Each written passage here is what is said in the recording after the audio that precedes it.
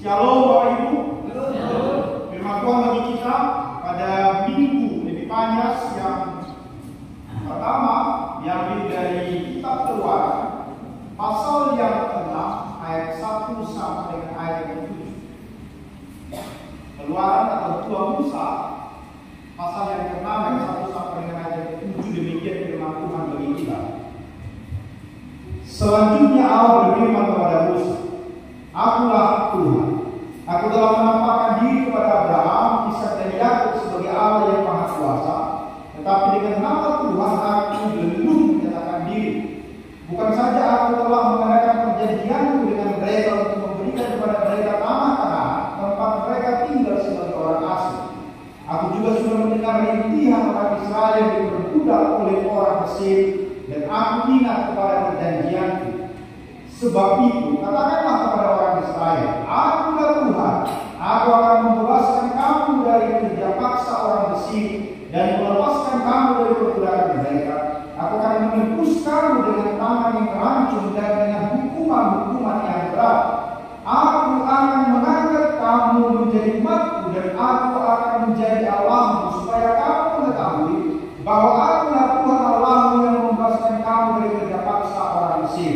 Aku akan membawa kamu ke negeri yang kujanjikan dengan sumpah untuk diberikan kepada Abraham, Ishak dan Yakub. Aku akan memberikannya kepadamu untuk menjadi milikmu. Akulah Tuhan." Demikian firman Tuhan. Bapak Ibu Saudara yang terkasih nama Tuhan Yesus Kristus, saya menyapa kita sekali lagi. Selamat tahun baru bagi kita semua. Selamat baru. Terpujilah Tuhan kita yang boleh mengantarkan kita di awal tahun ini di dalam segala apa yang sudah kita lewati selama 1 tahun, dan saat ini hari yang ke-7 kita boleh bersama-sama di minggu yang pertama di tahun 2024.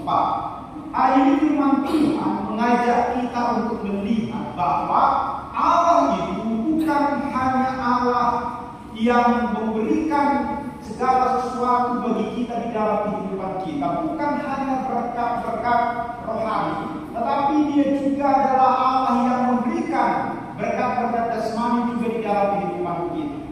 Kisah yang kita baca di dalam kitab Keluaran pasal yang ke-6 ini adalah sebuah kisah di mana kabar sukacita tentang rencana Allah yang besar untuk membebaskan orang Israel dari penindasan orang-orang Mesir karena mereka sedang diperbudak di tanah Mesir. Allah telah mendengarkan jeritan umat. Allah sudah melihat bagaimana perbudakan yang dilakukan oleh orang Mesir kepada orang-orang Israel, bagaimana mereka ditindas oleh Firaun, sehingga kemudian Allah memiliki rencana untuk membebaskan umatnya. Itu sebabnya tema kita hari ini berbicara tentang Allah yang membebaskan. Dan kita tahu, saya mau pindah sebalik kepada kita, kenapa orang Israel berada di Mesir. Pada waktu itu terjadi kelaparan yang begitu besar di seluruh dunia, sehingga kemudian Yusuf yang berada di Mesir pada waktu itu menjadi orang kedua di sana, mengumpulkan begitu banyak makanan sehingga Mesir itu berkelimpahan makanan. Dan kemudian Yusuf yang pada waktu itu sudah dijual oleh Potifar, kemudian di sana dia menjadi seorang pemimpin akibat daripada tafsiran mimpi yang dilakukannya kepada raja pada waktu itu. Dan kita tahu kemudian keluarga daripada Yusuf datang dari Kanaan untuk mencari makanan ke sana, dan kemudian orang keluarga daripada Yusuf tinggal di tanah Mesir, sehingga kemudian mereka di sana banyak sekali yang datang, dan kemudian mereka menjadi bangsa yang besar di tanah Mesir.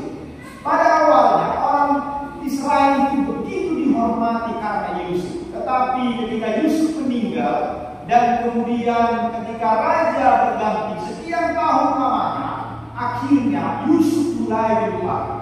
Maka Yusuf mulai dilupakan, dan akhirnya Mesir menganggap Israel itu sebagai bangsa atau sebagai orang yang menjadi ancaman bagi mereka, dan akhirnya terjadilah penindasan, perbudakan terhadap orang Israel dilakukan oleh orang Mesir. Dan kemudian kita tahu ceritanya, kisahnya bagaimana seorang Musa kemudian tampil. Musa yang lahir sebagai anak daripada orang Israel.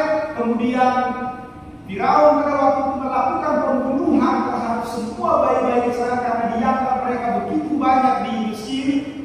Tetapi Musa diselamatkan oleh putri daripada Firaun. Dan waktu berjalan, Musa besar, dia menyadari bahwa dia bukanlah orang Mesir, dia orang Israel. Dia mencoba melakukan penyelamatan. Dia membunuh seorang Mesir karena dia membela bangsanya. Dan akibatnya dia takut kepada Firaun, dia melarikan diri. Dan di dalam pelarian itulah kemudian Tuhan memanggil dia untuk menyelamatkan orang Israel dari perbudakan dari Mesir untuk menuju ke tanah Kanaan. Itulah kisah yang kita baca di sini, sehingga kita lihat bagaimana penderitaan orang Mesir, orang Israel yang begitu memprihatinkan, dan itulah yang kemudian didengarkan oleh Tuhan. Inilah kabar baik yang kita bisa baca di dalam khotbah minggu ini. Allah kemudian menyatakan dirinya kepada umatnya. Allah yang Maha Kuasa memberitahukan pembebasan bagi orang Israel. Dan kita tahu di minggu ini kita masuk di dalam minggu Epifanias, yang artinya bahwa Allah menyatakan dirinya. Minggu Epifanias adalah minggu setelah Natal. Natal di mana Allah menyatakan dirinya, membukakan dirinya kepada manusia. Dan kemudian kita membaca di dalam perikop ini bahwa Allah menyatakan dirinya kepada orang Israel, di mana Allah akan membebaskan orang Israel dari perbudakan. Apa yang kita lihat di dalam teks ini? Yang pertama, ayat 1 sampai dengan ayatnya yang kedua. Tuhan yang Maha Kuasa setia dengan janji. Selanjutnya Allah berfirman kepada Musa, "Akulah Tuhan, aku telah menampakkan diri kepada Abraham, Ishak dan Yakub sebagai Allah yang Maha Kuasa. Tetapi dengan nama Tuhan, aku belum menyatakan diri." Kita baca di sini Bapak Ibu Saudara bahwa Tuhan itu adalah Tuhan yang setia. Dia menyebutkan bahwa akulah Tuhan yang telah menampakkan diri. Pertama disebutkan adalah Abraham, kemudian yang kedua Ishak, dan kemudian adalah Yakub. Dia menyatakan diri sebagai Allah yang Maha Kuasa. Tetapi dengan namaku aku belum menyatakan diri. Jadi Allah yang akan membebaskan umat adalah Allah leluhur mereka yang memegang perjanjian dengan Abraham. Jadi Tuhan menjelaskan siapa dirinya, bahwa Tuhan yang berjanji, maka dia pasti akan menepati. Allah membandingkan dirinya langsung dengan manusia yang begitu banyak janji, tapi belum tentu ditepati. Tetapi Tuhan, dia menjelaskan bahwa akulah Tuhan, aku belum menyatakan diriku dengan namaku. Jadi di dalam perikop ini kita melihat di ayat yang pertama, Allah itu menunjukkan, aku yang berjanji kepada Abraham, aku yang berjanji kepada Ishak, aku yang berjanji kepada Yakub, maka aku sama dengan itu Allah yang berjanji, maka pasti akan memberikan pembebasan kepada mereka. Allah tidak akan membiarkan mereka ditindas. Allah akan menjadi Allah bagi mereka. Allah yang akan menjadi penyelamat bagi mereka. Ini yang kita lihat di dalam bagian pertama ini, bahwa Allah yang Maha Kuasa adalah Allah yang setia kepada janji. Maka Allah yang berjanji kepada Abraham, Ishak dan Yakub, dan Allah yang berjanji kepada orang Israel, Allah itu juga yang berjanji bagi kita hari ini. Allah yang berjanji itulah kemudian yang memberikan penyelamatan di dalam Natal yang kita rayakan. Allah yang berjanji itulah yang kemudian menjadi Allah yang sampai hari ini tetap setia kepada kita. Dia tidak pernah melupakan kita. Maka janjinya bagi siapa yang percaya kepadanya pasti akan selamat dan masuk surga. Janji itu adalah tiada amin dan tidak akan berubah. Itu sebabnya kalau Allah mengatakan tidak ada keselamatan di luar daripada Kristus, maka janji itu akan terus sampai kapanpun itu akan terus. Jadi tidak akan ada keselamatan di luar Kristus. Itu janji Tuhan. Penyelamatan Tuhan adalah lewat Yesus Kristus. Bagi kita hari ini itu janji itu harus kita lakukan. Melopersia itu Yesus, manusia kita, siapakah kami di dunia. Kita akan lepas daripada kuasa dosa, itu janji Tuhan. Janji Tuhan kalau kita percaya kepada Dia kita masuk surga. Itulah janji. Dan Tuhan berkata, juga supaya kita memahami bahwa Tuhan tidak berjanji akan selalu hujan, tetapi Dia berjanji juga akan ada terik, akan ada panas. Artinya Tuhan berjanji bahwa Dia adalah Tuhan yang memberikan berkat, tetapi di satu sisi bahwa Dia adalah Allah yang berjanji akan ada penderitaan di dalam hidup manusia. Itu janji Tuhan. Artinya baik itu kebaikan, baik itu hal yang tidak baik menurut kita akan terjadi di dalam hidup kita. Asal masalah kita menajam isi debata.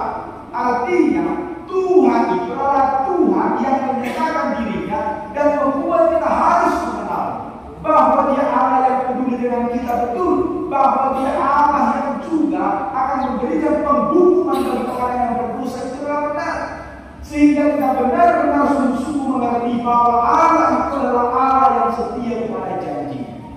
Mau berdosa kita, maka kita akan mendapatkan hukuman. Itu janjinya Tuhan. Tetapi kalau kita di dalam hidup kita juga mengikut Tuhan dengan setia, kita diberkati Tuhan, itu janji Tuhan juga. Mau persiah hidup pribadi kita akan masuk surga, itu janjinya Tuhan. Jadi sama seperti janjinya kepada Abraham, Ishak dan Yakub, janji itu terus berlaku kepada orang Israel yang berada dalam perbudakan di Mesir. Mereka mengalami penderitaan penindasan, tetapi Tuhan tidak pernah melupakan janji. Dan kemudian kita melihat dari sejarahnya bagaimana Musa membawa mereka keluar dari perbudakan di Mesir. Mereka sampai ke tanah Kanaan yang berlimpah susu dan madu, dan janji itu digenapi. Dan kita melihat begitu banyak janji Tuhan sesungguhnya dinyatakan di dalam Alkitab. Dan kemudian ada begitu banyak janji itu yang digenapi. Janji Tuhan yang terakhir adalah bahwa pada waktunya dunia ini akan dimusnahkan. Dan kemudian akan ada surga yang tetap menjadi milik orang-orang percaya. Janji itu juga pasti akan digenapi.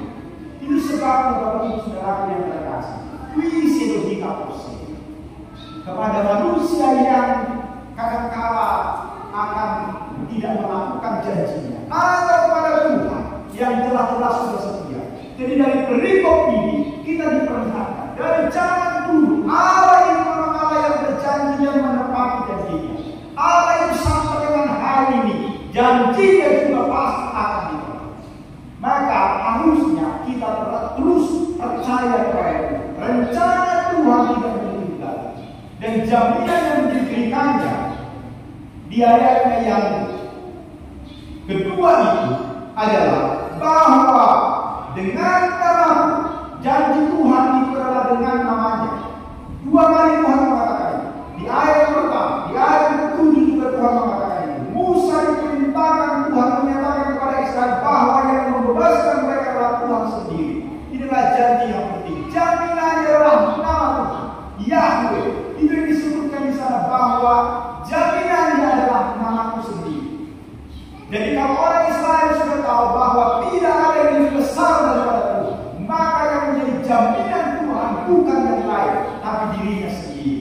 Artinya orang Israel itu memahami siapa itu Tuhan, mengenal siapa itu Tuhan, sehingga ketika Tuhan mengatakan jaminannya adalah namaku sendiri, diriku sendiri, artinya bahwa Allah itu tidak mungkin akan melupakan janjinya. Janji itu pasti akan digenapi. Itu yang pertama yang kita lihat di dalam perikop ini. Yang kedua, bahwa Allah itu adalah Allah yang mendengarkan jeritan Tuhan. Di ayat yang keempat kita membaca, aku juga sudah mendengar rintihan.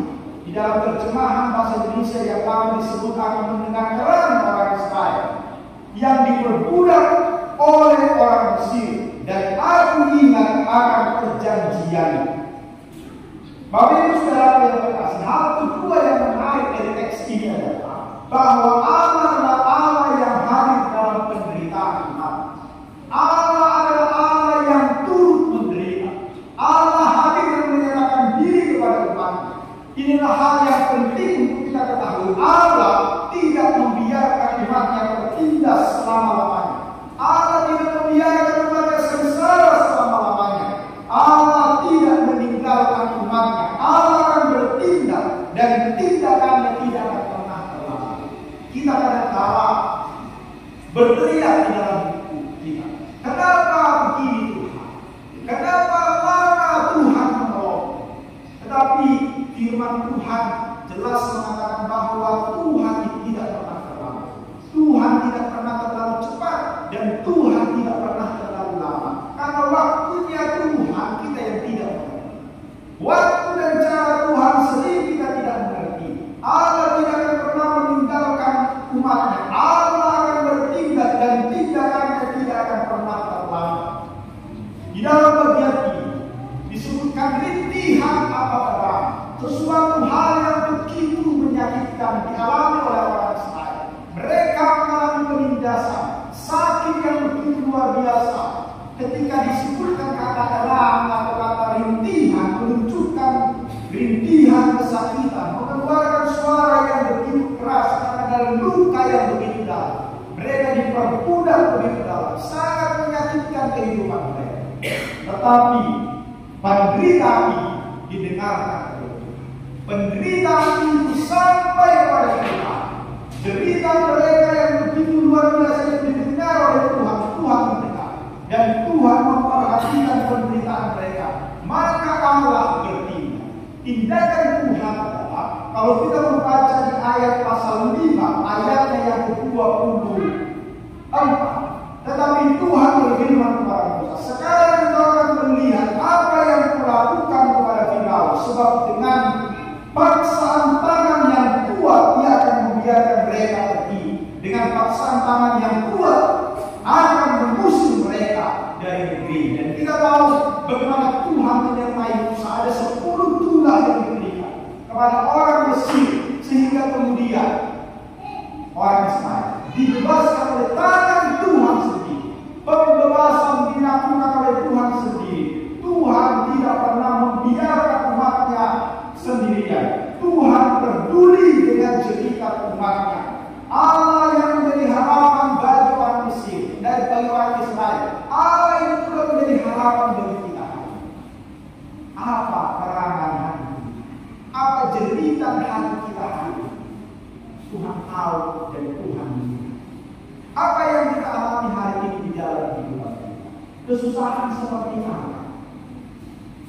Parminggu segala paru, ekonomi setiap hari, keluarga kita heran, sakit menyakitkan. Apa hal yang menjadi jeritan hati kita hari ini? Nyatakan itu kepada Tuhan. Dan ingat, Tuhan yang berjanji, Tuhan itu juga mendengarkan jeritan kita. Dia tahu apa yang menjadi kebutuhan kita. Dia tahu apa yang sedang kita alami hari ini, Bapak Ibu Saudara. Tuhan itu mengerti dan Tuhan tahu.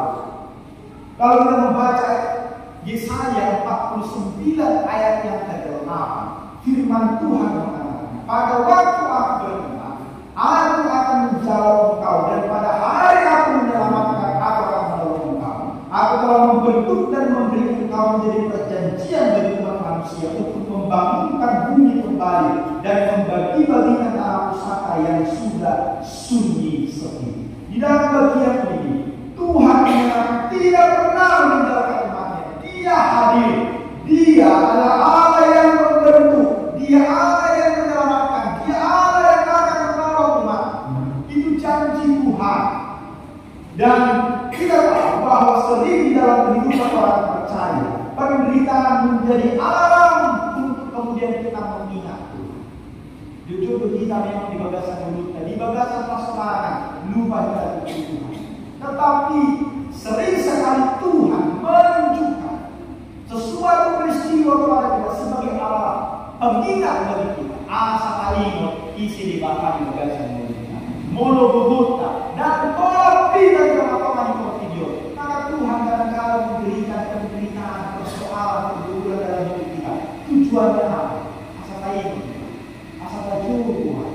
Dan itu yang dilakukan kepada orang Israel. Mereka sebelumnya begitu nyaman di Mesir, padahal itu bukan tempat mereka. Kampung halamannya ada di Kanaan, sehingga mereka harus kembali ke sana. Dan Tuhan memberikan penderitaan pergumulan kepada mereka di sana, sehingga mereka kemudian mengingat Tuhan, mengingat Tuhan, dan Tuhan mendengarkan mereka. Pertolongan Tuhan tepat pada waktunya. Tuhan datang membebaskan mereka, dan inilah yang menjadi pengharapan bagi kita. Kata BRI di mata dia, Di dalam firman Tuhan kita sudah melihat itu. Bagaimana karena Tuhan membiarkan umatnya, tetapi ada waktunya Tuhan akan menolong. Itu yang kemudian kita belajar hari ini. Di dalam perjalanan kehidupan kita akan banyak mengalami peristiwa, pergumulan, persoalan di dalam hidup kita.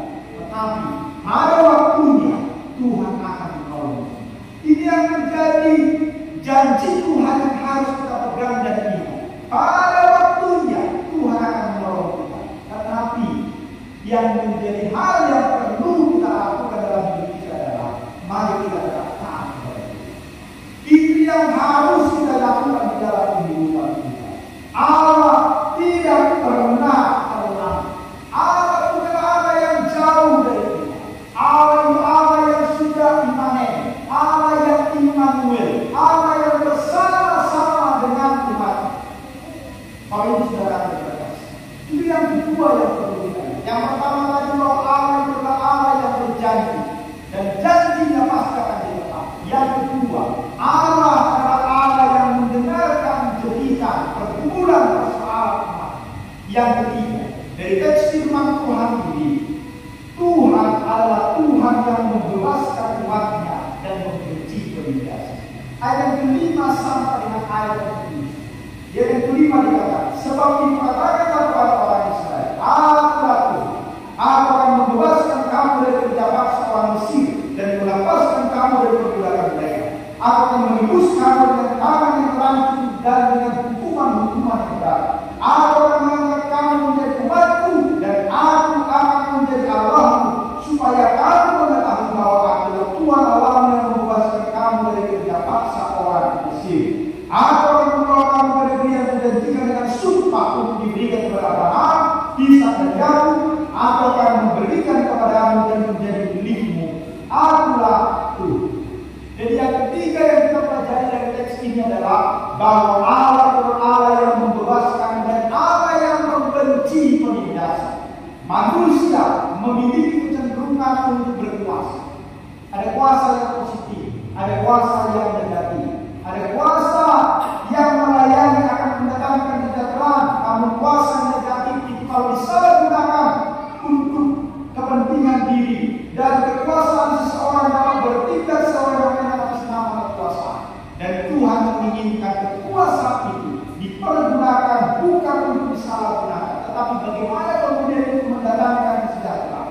Dan Firaun adalah contoh kekuasaan yang menindas, penguasa yang menindas. Dan Firaun dianggap sebagai dewa yang menentukan bagi orang Mesir pada waktu itu. Atas nama kekayaan Firaun mereka menindas orang-orang Israel. Mereka membunuh orang-orang Israel pada masa itu.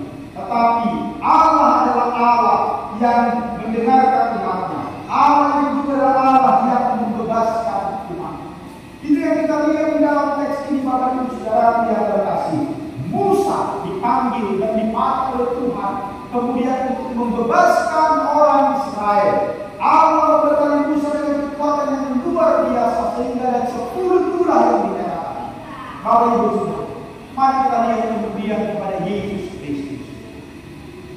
Musa dipilih Tuhan membebaskan umat Israel dari perbudakan, tetapi kemudian Kristus dipilih oleh Allah membebaskan kita dari perbudakan dosa. Kristus membebaskan kita dari beban kurus, dari kuasa dosa. Jadi sama seperti Musa yang dipakai Tuhan membebaskan dari perbudakan di Mesir, seperti itulah Tuhan membebaskan kita dari perbudakan akibat daripada dosa. Janji Tuhan bahwa Dia membebaskan digenapi di dalam Yesus Kristus. Kristus adalah penggenapan janji Tuhan bahwa Dia akan membebaskan kita dari kuasa dosa ini. Musa dipakai Tuhan dalam melakukan pekerjaan dan misi, dan Kristus juga dipakai oleh Tuhan untuk membebaskan kita dari kuasa dosa. Kita yang seharusnya diperbudak, disiksa di dalam neraka, tetapi kemudian lewat Yesus Kristus kita dibebaskan. Itu sebab hari ini mari kita memberikan diri kita kepada Tuhan. Mari kita membiarkan diri kita dibebaskan oleh Tuhan dari kuasa dosa. Apa yang membelenggu kita hari ini? Apa yang menguasai kita hari ini? Datanglah kepada Kristus, maka Dia akan membebaskan. Ibu, Saudara yang terkasih, rencana Tuhan bagi kita bukanlah rencana yang gelap, tetapi rencana Tuhan bagi setiap umatnya adalah masa depan yang cerah, bukan masa depan yang suram. Di tahun 2024 ini, kita selalu berdoa di awal tahun supaya tahun itu menjadi tahun berkah, tahun berkelimpah. Bagi kita yang sedang dalam pertandingan, mari kita berdoa supaya tahun ini menjadi tahun kemenangan bagi kita. Bagi anak-anak kita yang sedang berada di dalam sekolah, mari kita berdoa supaya tahun ini menjadi tahun kelulusan bagi mereka. Bagi kita yang sedang berada di dalam pergumulan persoalan, mari kita berdoa supaya Tuhan yang membebaskan kita. Bagi kita yang bekerja, biarlah tahun ini menjadi tahun sukacita bagi kita, tahun yang mendatangkan keuntungan bagi kita, tahun yang mendatangkan keberuntungan. Apapun yang kita kerjakan, kita berdoa supaya Tuhan memberikan yang terbaik lewat semua yang kita kerjakan. Bagi anak-anak kita dan kita di sini yang mungkin sedang menantikan pasangan hidup yang mencari jodoh, biarlah tahun ini adalah tahun yang diberikan Tuhan sebagai tahun kebahagiaan. Marokama akan semarokah. Tuhan tunjukkan yang terbaik bagi anak-anak kita. Bagi kita, keluarga yang sudah membentuk keluarga sekian lama, tapi Tuhan belum memberikan anak di tengah-tengah keluarga. Mari kita berdoa dan kita berharap kepada Tuhan supaya tahun ini Tuhan memberikan anak bagi keluarga yang merindukan anak di tengah-tengah keluarga. Bagi kita, orang-orang tua yang mungkin sudah sekian lama menantikan supaya Tuhan berikan cucu, Tuhan berikan lagi di dalam hidup. Kita berdoa apapun kehidupan kita yang seturut dengan kehendak Tuhan, Tuhan berikan kepada kita di tahun ini. Tuhan membebaskan. Akan apa saja bila Tuhan paham. Bisa luputlah kita dalam daya. Biarlah tahun ini menjadi tahun kesembuhan, tahun pemulihan bagi kita. Apa yang menjadi pergumulan kita, apa yang mengikat kita hari ini, biarlah Tuhan memberikan kebebasan. Seperti topik minggu ini, biarlah Tuhan yang membebaskan kita. Dan kita tahu Tuhan kita lihat di dalam teks ini, Tuhan itu sendiri memanah sambar. Namaku kata Tuhan, aku kata Tuhan. Artinya Tuhan begitu peduli. Tuhan Dia yang memberikan segala sesuatu begitu melalui tangan yang kuat dan terancung katanya. Berarti Tuhan sendiri yang turun tangan. Maka kalau Tuhan yang turun tangan, maka semua pasti akan terjadi. Maka kita tidak perlu lupa. Mari kita jadikan tahun ini sebagai tahun rahmat Tuhan, tahun yang sungguh-sungguh akan memberikan kelimpahan bagi kita. Tetapi di dalam berikut ini juga kita belajar. Bapak Ibu Saudara, kalau kita membaca nanti di ayat yang ke-8, apa yang membuat berkat Tuhan, pertolongan Tuhan itu tidak sampai kepada kita. Kalau kita baca di ayat yang ke-8, tetapi mereka tidak mendengarkan Musa dan putus asa. Dua hal ini memang membuat manusia sering sekali tidak mendapatkan apa yang ingin Tuhan nyatakan di dalam hidup. Yang pertama adalah kita tidak mendengar apa-apa. Yang kedua adalah kita putus asa. Dan di dalam berikut ini yang membuat mereka putus asa itu adalah pemberitaan yang begitu. Mereka kehilangan pengharapan akan Tuhan. Dan Tuhan mengingatkan hal ini kepada kita, supaya apapun yang kita alami tahun ini, mari kita tetap mengingat Tuhan. Mari kita tetap memandang Tuhan. Dan janji Tuhan itu tetap akan terjadi dalam hidup kita. Jangan pernah kita putus asa. Jangan pernah kita menyerah. Tuhan akan tetap menyertai kita di dalam kehidupan. Kita tidak tahu apa yang terjadi dalam perjalanan tahun 2024. Tetapi kita percaya bahwa Tuhan akan tetap bersama. Kita tidak tahu apakah licin, apakah berbelok-belok atau seperti apa. Bulan Februari nanti kita akan masuk tahun ini. Tidak tahu siapa yang akan siapa yang akan berkuasa di negeri. Tetapi kita percaya bahwa yang dipilih Tuhan adalah akan. Mari kita semua berharap kepada Tuhan bahwa Tuhan akan menolong kita di dalam perjalanan kita di tahun 2024. 2024 ini. Tuhan tetap peduli di dalam hidup kita. Tuhan tidak pernah membiarkan kita sendirian. Tuhan tidak pernah membiarkan kita ditimpa beban penderitaan yang tidak dapat kita tanggung. Tuhan mendengarkan seruan kita. Maka mari semakin mendekatkan diri kepada Dia. Mari kita di dalam perjalanan kehidupan kita di tahun 2024 ini. Dalam ringkas yang kita patahkan, dalam ringkas yang kita rolkan semua, baik itu pertanian maupun ibadah yang dilakukan oleh Yesus. Dan biarlah di hidup kita nama Tuhan itu sungguh akan dipenuhi. Amin.